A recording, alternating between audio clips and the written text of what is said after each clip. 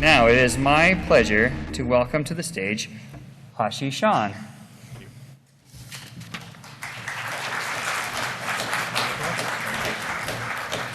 All right, thank you so much, Ray, for the kind introduction. So today, I'll be representing my colleagues, which are from the University of Florida and University of New Hampshire, to introduce our recent research work, Invisible Finger, a practical electromagnetic interference attack on touchscreen-based electronic devices. So my name is Haoqi Shan, and I actually currently a PhD candidate at University of Florida.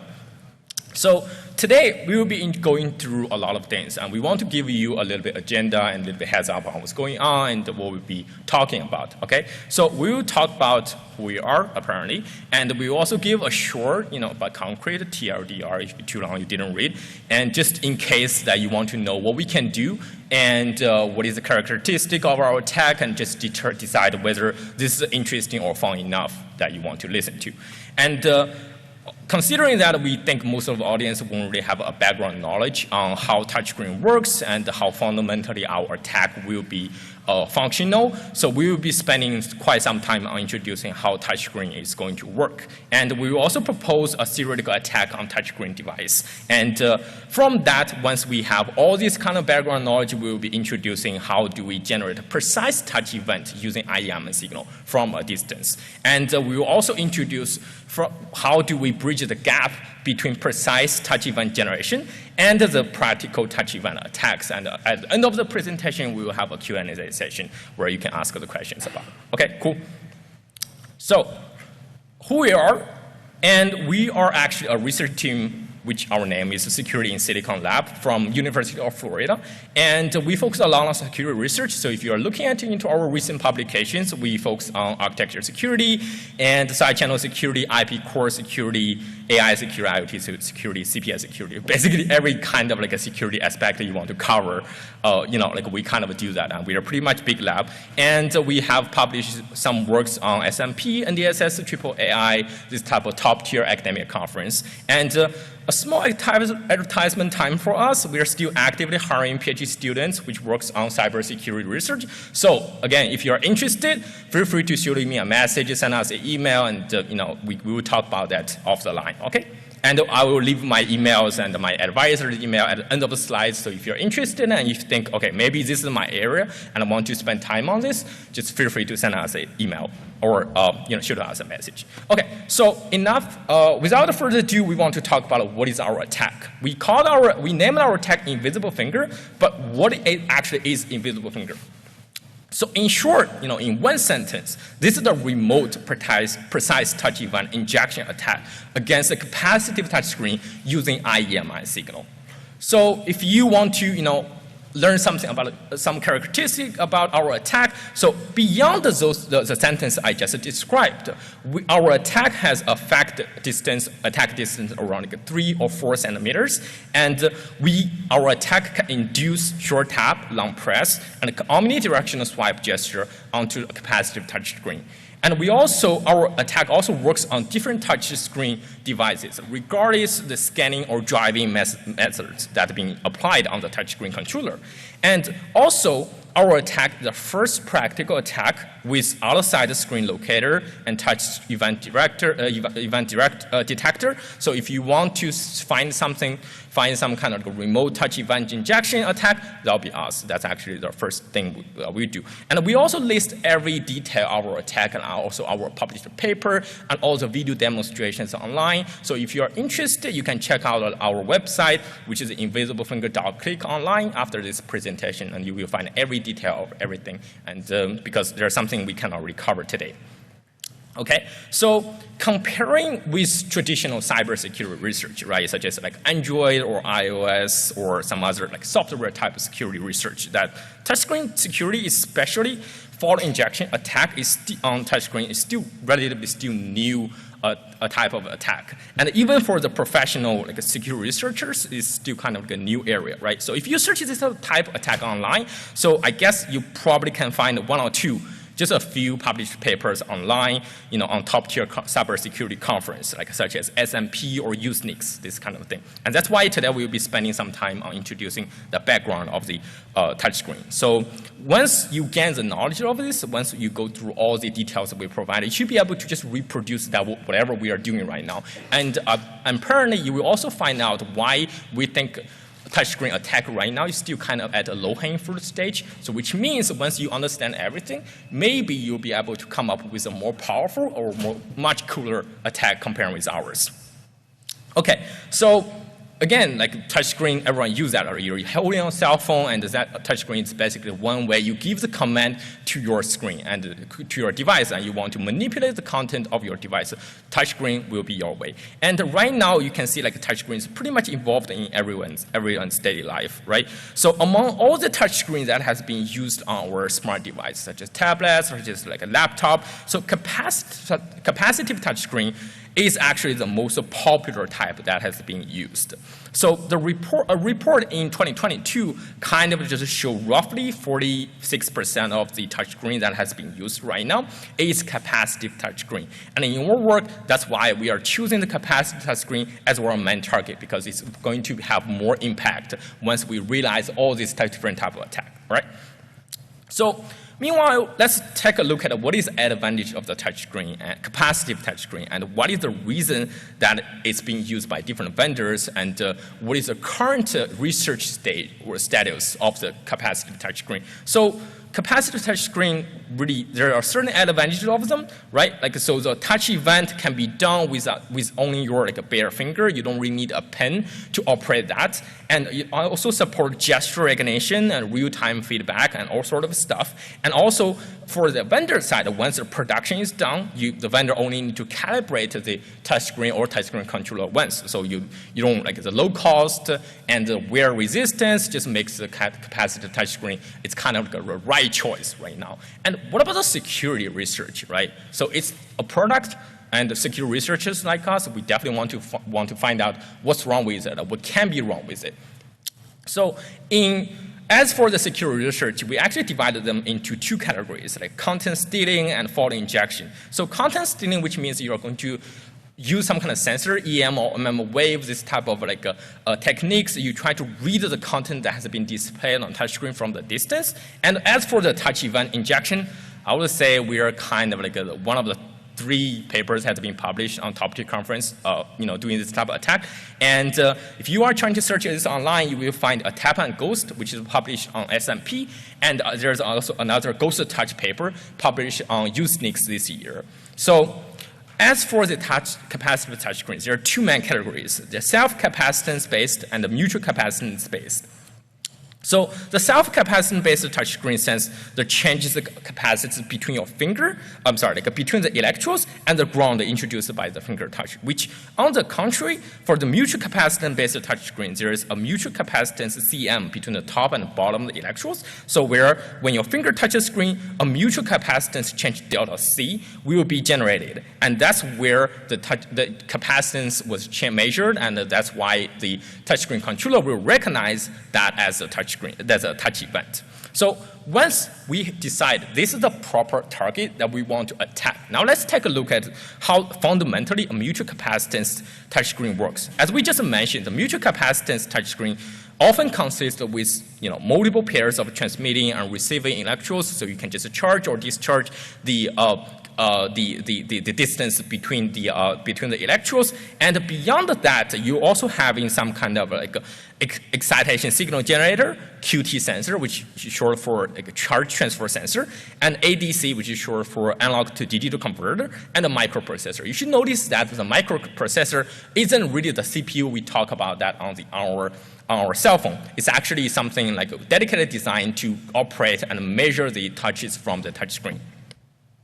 So when a human finger is presented on the touchscreen, it actually alters the current capacitance of the touchscreen. And this change can be either positive or negative. It really depends on human impedance variation. Now we can see fundamentally, all things that the capacitant touchscreen does is just measure the capacitance and then determine whether it's a finger touch. If it's a finger touch, the capacitance is going to be changed, right? So, but internally, how this mechanism works, how the capacitance is measured.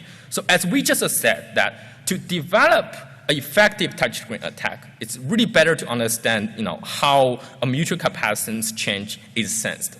In this page, I will talk a little bit slow because there's a lot of theoretical stuff getting involved, and just feel free to interrupt me or give me a sign you think I'm talking too fast, or like if you want to hear a little bit more clearly on this part. Okay. So this page we show how the mutual capacitance change delta C is sensed at T time. So the switch S1 and the S3 is going to be closed. So the internal voltage source VIN is going to fully charge CM, and the CS is going to be fully discharged. So the voltage on CM is charged to VIN. The voltage on CS is going to be 0. As a result, you can see that the output voltage VO is 0 as shown in this figure. So now at T1 moment, the S3 is open, and the voltage on the CS is still going to be 0, and the VO is still going to be 0.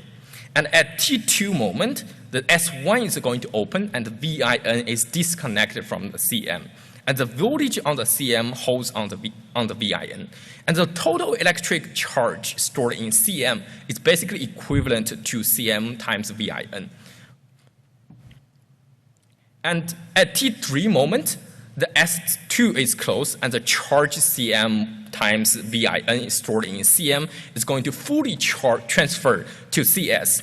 And this is the reason why we call this a charge transfer topology. As a result, the output voltage VO is given by the equation that is above, which is listed over here. And this is the way that capacitance is measured, by turning the capacitance into the voltage, which is measurable by a simple ADC, right? So if the VO is smaller than certain threshold voltage, like I said, VTH, then there will be no touch event happens, because basically this is how you measure the capacitance, right? If the capacitance is small enough, which means there's no touch event.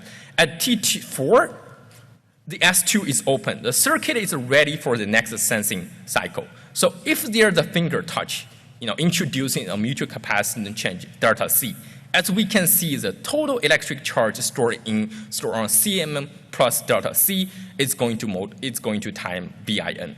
So this will be the final result, right? So in the output voltage, VO has a delta VO changes, as shown in the figure, given by the equation above. And if the magnitude of the VO plus delta VO is higher than the threshold, which means the capacitance change beyond the threshold, and the touchscreen controller will recognize as that a finger touch, because as we mentioned before, the fundamental thing is just if there's a capacitance change, there will be a touch event. It's just going to be how large the capacitance change will be, right?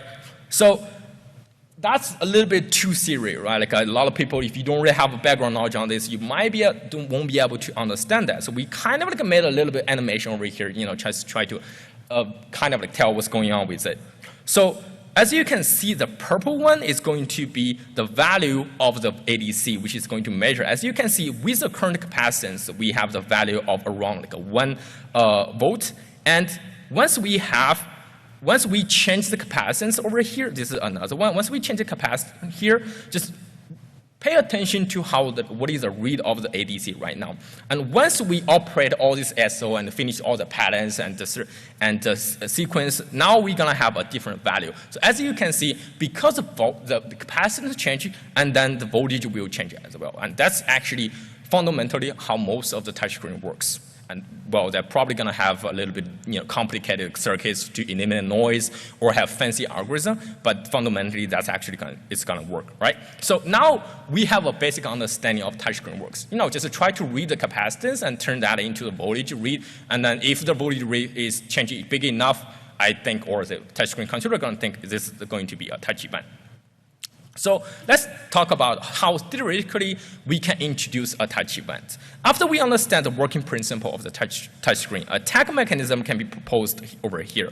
By applying an external E field or electric field E to the touchscreen, the vertical component will introduce a voltage delta Vm across 2 electrodes. So based on the superposition theory, the voltage will be added to original Vm. So the introduced voltage equivalently increases the electric charge stored in the CM. So as a result, the output voltage has a delta VOE. changes. So if it's big enough, the circuit will recognize this kind of a external E field E as a touch event, and that's all we want, right? So we want to operate the touch event without actually, physically touching the touch screen, just using some kind of like an EM signal. So in theory, that should work, right? So, but we don't know yet. So that's why we want to see if the theory actually works. So this page, this slide, we show how the simulation of applying electric field, which is the E field, to the touch screen by adding a voltage to a copper plate above the touch screen. So electric field can be generated by using antenna. Is it going to be like a fingertip-sized copper plates, or just a simple needle? And based on the simulation, we set up an experimental environment which allows us to generate a field with a signal generator, RF amplifier, and some kind of copper plates. As you can see that right now, using the copper plate, once we remove the copper plate, we can generate a bunch of touch events along the directions. Vertical, horizontal, no problem, right? But as you can see over here, the generated touch events are more or less like a little bit random. If we actually want to use this in practical attack, we want to be precise, right? We want to take fully control where and when the touch event is going to generate. And that's why we are going to need some kind of theoretical analysis at this point. So in order to generate a successful touch event or successful attack, we're going to need certain conditions on this. So there are several conditions for successful attack. First one will be minimum E field strength EZM. So if the field is not strong enough, of course, you are not going to be able to generate any kind of touch event, right? So we list the field strength EM given by equation over here, where the D is going to be distance between the two electrodes, or A alpha is going to be equivalent area of the false touch. So which means using our equation over here, which by the way, all the equations are derived by us. So if you're going to find online, there's not going to be some kind of equation sitting over there, but you can use the equation listed in our slides and your paper to reproduce our attack. So if the E field is not strong enough, you won't be able to generate anything. But what is the minimum E field strength that's going to be needed? You can simply use our equation to calculate the correct value of it. And what else? So another condition would be the frequency of the FE for the applied AC electric field. So now we have found that the time duration TS of the closing time switch. So if the TS is going to be total number of the period of the applied E field, which means it's not going to generate anything at this moment, because the summary of this is going to be 0, right? So which means now we know if we want to introduce a certain touch event, this is going to be a frequency that you don't want to do at all, because regardless of the strength, the minimum, the E field strength is not going to generate any type of touch event. And on the other hand, on other frequency, FE max, a very small E field strength will achieve a false touch. So this is the frequency that we want to know. Using the equation listed over here, we should be able to introduce a touch event with least field strength, which means like our attack is going to be more feasible, right? So we want to evaluate all those type of series. We want to derive now we have derived all the equations that we need to, right? But we need to validate whether this type of model or equation is actually true. So we design a series validation experiment. Just use our previous setup and then use all the combinations of what frequency, what E field strength, or under what condition the touch screen will recognize a touch. So and over here you can see that the measured FE max and FE min actually matches what we calculated, like a certain type of frequency when we won't be able to generate anything, like regardless of the E field strength. Certain frequency that we can easily generate false ghost touch event. So which kind of like prove that our previous theoretical analysis is actually true. In addition, the final condition of the time is actually the time duration of the attack. Since the touchscreen controller also has a calibration function, which means it's going to read the environmental noise and try to make sure like you are not really having too much strong environmental noise. If there is, it's going to dynamically adjust the threshold, which means if you are going to apply this type of IEMI signal on your target really long enough, then you won't be able to see anything, because the threshold, or it's going to be really easy to generate a touch event, even though there is no E field, because the threshold is dynamically changed, right? So this page, we show that the measured minimum E field for a ghost touch as a function of the duration of IEMI signal. A continuous E field attack will cause a touchscreen to enter ghost mode at this moment because, which means the ghost touch will happen even when your external E field is removed. So which means if you want to have a successful attack, you should avoid to apply this type of attack IEMI signal on this long enough.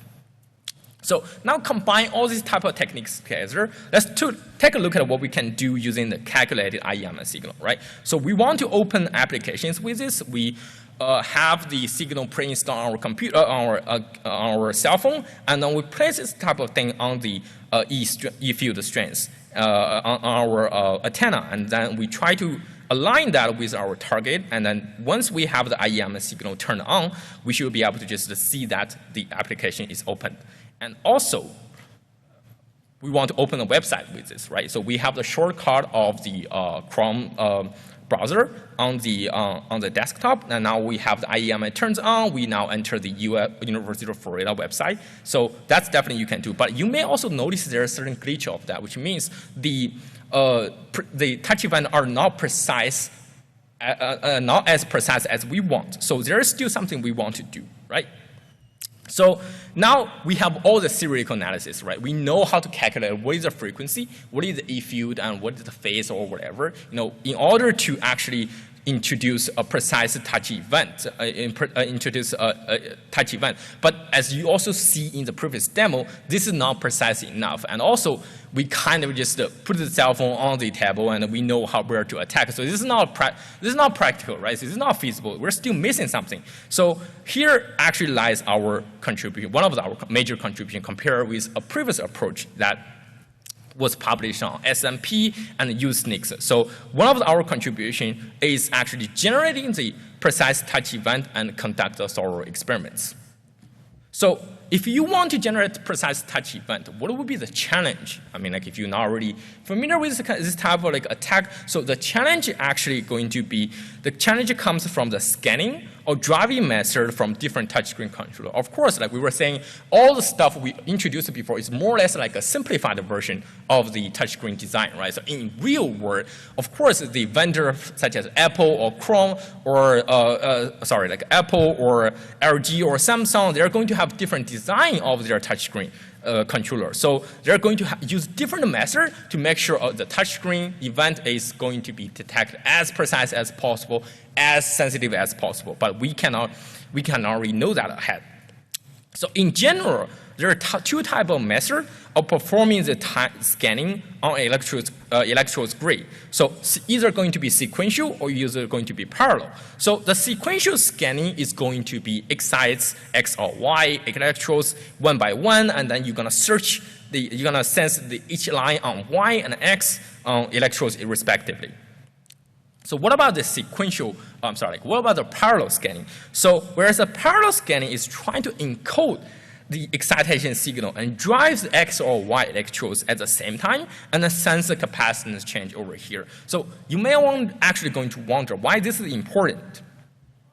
So on these slides, as we can see over here, so like the driving signal actually looks on iPhone. We actually measure this actually on our device from iPhone 11 Pro and Pixel 2 with respect to different driving scanning. So on the left side, you can see there's a parallel driving scanning, and on the right side, you can see there's the scanner driving method. And when you are seeing the excitation signal looks like totally different, right? So like on the left side, you have like an encoded, something like an encoded, right? But it happens at the same time. On the right side, if you measure that at different place, you can see that on the different place on the screen, the shape and the pattern of the sensing signal is going to be the same. All the thing different is going to be the timing. So that's why it's actually called timing sensing method.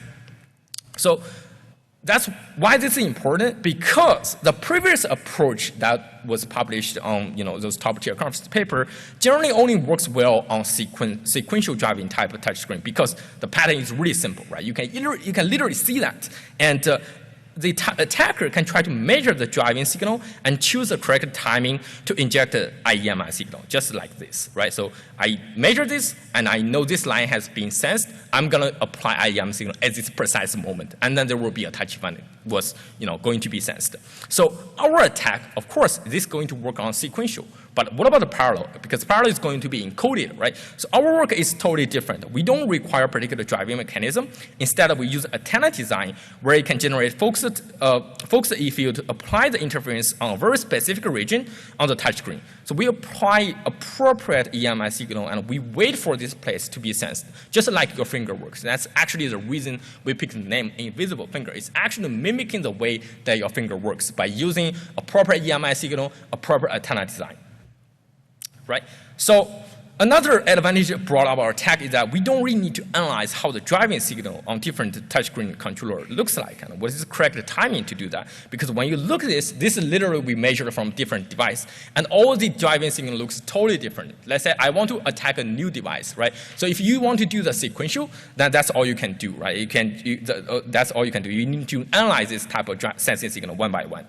And now we want to generate an E field on a specific region, right? So in order to do this, and we need to make sure our generated E field is really focused in a narrow and position. So a good design of the antenna is really important. In our case, we use two different types of antenna: spring-loaded copper needle and copper plates. They all have different pros and cons. For example, copper needle is going to be have very focused E field on the tip of it, and then copper plates, which means you are going to have a little bit more strong E field because it's going to, one of the plates is going to connect to the signal source, another one is going to connect to the ground, which is going to make the E field a little bit stronger comparing with the copper needle antenna design. And now we have two types of antenna design, right? So both of them can generate a focused E field, but there's still something affecting our attack. One of them is actually type of material. So for the common materials, for example, MDF, solid wood, acrylic, marble, or copper, we measure them one by one, and we see what is the difference between the type of material because we still want to make this practical, right? So the only difference is that the materials dielectric constant is going to be different, but when you actually look at the table or over here, we will see that as long as your table material is non-metal, you should be fine, right? So acrylic or marble or like a solid wood doesn't really change a lot of our success rates. And what about the table thickness? So we tried this type of attack from a distance, from 10 millimeters, from 15 millimeters, from 20 millimeters, and we try our attack for 30 times, and we keep track of how many times we actually successfully generate a touch event. And in our case, as long as the touch event, as long as the table thickness is under 20 millimeters at this point, using our antenna design, current antenna design, we should be good. And as for the real tabletop thickness, normally it's just less than 1 inch. So we should be good at this moment. So let's take a look at one have 2 centimeters tabletop thickness, what we can do over here. Now we are maneuvering the antenna. We are constantly applying the IEM signal. So basically, as over here, as you can see that wherever we move the antenna to, we are capable of generating a touch event right under the antenna. So it's super accurate, right? But we still also want to see that whether it's repeatable, right? Whether it's stable. So that's why we put over here and then just try to make our IEM signal is generated every 1 second. And we keep track of what is the coordinate of the generated touch event. And over here, if you're gonna zoom in a little bit, you will see that every touch event is actually precisely generated every moment. And every 1 second, we have a touch event generated over here. So with all this stuff together, we try to do something a little bit complicated, right? Rather than we holding the antenna move around, we want to do a little bit more practical. So that's why we have antenna array sitting, right on top of the antenna, right on top of the target device, and we try to unlock the iPad with our simple clicks right now. And as you can see right now, it's slowly typing the the number and then try to unlock the device at this moment. And as this also tells us we don't really need to limit our antenna number into 1. We can definitely use multiple antennas right now. So in order to utilize this type of attack, so what we do over here, because you cannot really move your antenna, right? We assume that you don't have a robotic arm or whatever. So that's why we design different antenna arrays. So we have a sparse antenna array, which are used, which later on we will talk about, which are used to detect where's the phone located at.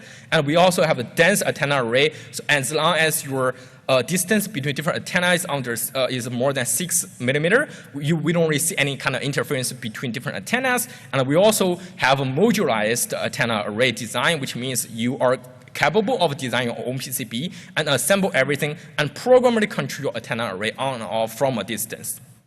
So with all this stuff together, we test how our attack is going to be effective on our device. So we tried this on iPad Pro, on OnePlus 7 Pro, on Google, or all sort of like different vendors. And this is all going to be, this is actually our list. So our attack works on all of the different devices, which comparing why this is important, because comparing the previous approach where they only did the experiments on certain one or two brand of the device, which we showed our work is more generic, right, more universal. We don't care how your touchscreen controller is designed. We're just trying to act like the way that your finger is going to work. And also, there's something that you might also notice is that we list there is a functionality which we call swipe over here. And for the iPad Pro and for the Surface Pro 7, we are capable of generating an omnidirectional swipe gesture on the touchscreen, and which means this is a part where like our previous approach had never done this before. And in general, our work works better on iOS device than on Android device. And we think whatever noise elimination algorithm employ on iOS device touchscreen controller actually makes our attack a little bit better. So let's take a look at how our omnidirectional swipe or attack works. Okay, so now we have antenna sitting right on top of our device, and we can inject a short tap, we can inject a long press, and we can turn this long press into drawing mode, which over here you can see even there's a acrylic sheet sitting in between. We are capable of just holding the antenna and maneuver it, and you can just draw any kind of thing as you wish. And also you can see the duration of this type of thing is really long enough, right? You can totally use this to unlock a gesture-based lock on a graph or graph lock-based lock. And so if you want to utilize this swipe, although because of budget we don't really problem, we didn't really do this, but we think you can definitely use sometimes like a linear gantry mouse or like a robot arm to maneuver the antenna to achieve this type of attack. So now we have the precise touch event, right? So let's just recap a little bit, right? So using our EMI signal parameter and our antenna design, now we can just generate short tap and long press and omnidirectional swipe. But there's still something missing, right? Everything we done is under our control. We know where the phone is located. We maneuver the antenna to the place that we want to attack. And of course, we cannot really do that in real life, and we cannot claim that with a practical IEMI attack if we are only stop right over here. And there's still some gap between practical attack, like a precise touch event generation, and practical touchscreen attack. So here comes our third major contribution. We present a complete practical attack vectors. So now we have established all the theoretical background knowledge and actual setup, right? So we're still missing something.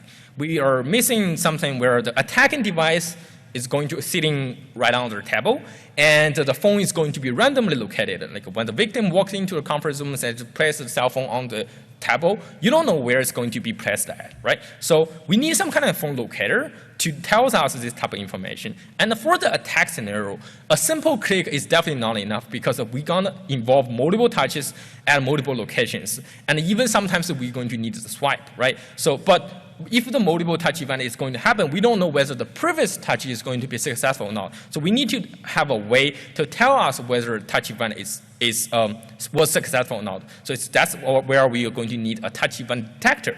So as a phone locator, remember we were talking about we were having we were having like a different sensing signal of the device, and this type of sensing signal actually tells us where is the phone and how we can actually use this. So using this type of signature, and we can have a quick but reliable KN classifier, which means we know the location of the antenna array, and we also know how using the antenna array to measure the emitted signal from the device. And we can combine these two information together. We are capable of having antenna allocation and screen location transformation matrix. So using this type of thing, as you can see, using 12 antenna together, we can fully recover where is the phone located or where is the device located without even have to see that, because everything is under the table, right? And we tested that on different devices. Everything works on, everything, it can totally recover the position within 1 second, and then the error rate is within 1 centimeter. So as for the touch event detector, we need, so that's actually pretty funny phenomenon that we're observing, because the scanning signal from the device is going to be different if there is a failed or successful IEMI attack. So over here, that's where our IEMI signal is turned on, turned off, and as you can see that if the successful IEMI attack was recognized, so there will be actual active scanning signal emanated from the touch screen, so where you can just use this to detect that. So now here is our end-to-end attack. Real quick, we want to combine everything and show you how we can manage to, have everything together and then try to generate a touch event on this. So now we have everything, placed on the shoebox, and over here we do this manually. So we want to tell you that using this type of signal, we can, how do we actually recover the device, and how do we find the correct antenna to attack the touch screen. And once we have, once we have the correct location and we choose the target, the nearest target antenna, we just use, we just turn on that one and then try to generate a touch event at that position. Okay, so what about the attack scenario? So in order to do the attack scenario, we actually have different, for example, we have click-based attack, which is going to be able to install malicious application on Android. We also are capable of connecting malicious Bluetooth peripheral on iOS device. And as for the gesture-based attack, we can send a bank fraud message. We can send money by just using press and hold on PayPal icon, which you can show you a QR code, and then you can just scan that afterward. And we can also just unlock the phone, even though the phone probably is protected by gesture unlocking mechanism.